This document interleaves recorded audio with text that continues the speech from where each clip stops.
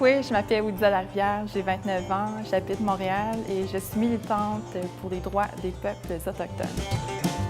J'ai grandi dans deux cultures différentes. Je suis algonquine de par ma mère, puis québécoise de par mon père.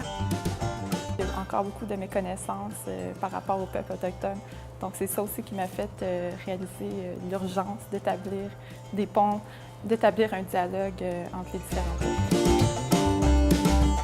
J'ai commencé à m'impliquer dans la cause autochtone à l'université. Je me suis impliquée dans l'association des étudiants autochtones de l'Université Laval. Puis ensuite, quand j'ai déménagé à Montréal, ça a été dans le cercle des Premières Nations de l'UQAM. Donc j'ai commencé à m'impliquer activement premièrement dans le support moral et académique des étudiants universitaires autochtones, puis aussi dans l'organisation d'activités qui faisaient la promotion des cultures autochtones auprès de la population montréalaise.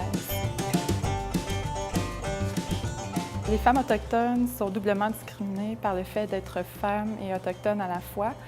Donc, c'est un groupe très marginalisé comparativement au reste de la population, notamment ce qui est en trait des conditions socio-économiques. C'est aussi un groupe qui est 3 fois plus à risque de vivre de la violence que le reste de la population. En ce moment, il y a beaucoup de groupes autochtones, de groupes de défense des droits humains qui ont réclamé à ce qu'il y ait une enquête nationale publique justement sur le phénomène des femmes autochtones disparues, assassinées. Les différents premiers ministres à travers le Canada l'ont réclamé aussi. Maintenant, il y a le Comité des droits de l'homme de l'ONU qui l'ont réclamé. James Anaya, qui est le rapporteur des Nations unies sur les droits des peuples autochtones, qui l'a réclamé. Il reste tout simplement Harper à agir par rapport à ça. L'objectif du projet de réconciliation des peuples autochtones de racines canadiennes, c'est de briser les barrières et les préjugés qui divisent les communautés, donc entre autochtones et non-autochtones.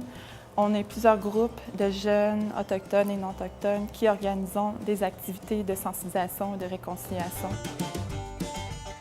Oudia, c'est une personne très passionnée, une personne très impliquée, avec les idées vraiment bien en place, la tête bien en place, les gestes bien en place aussi. Elle représente tellement bien les jeunes des Premières Nations, puis aussi le désir qu'on a de pouvoir être maître de notre propre destinée, de prendre en charge puis de s'investir politiquement, de s'investir socialement. Je souhaite une égalité entre la population autochtone et non autochtone parce qu'en ce moment, les conditions de vie des Autochtones sont largement inférieures au reste de la population. Donc tout ce qu'on demande aussi, c'est qu'on ait les mêmes conditions de vie que le reste de la population.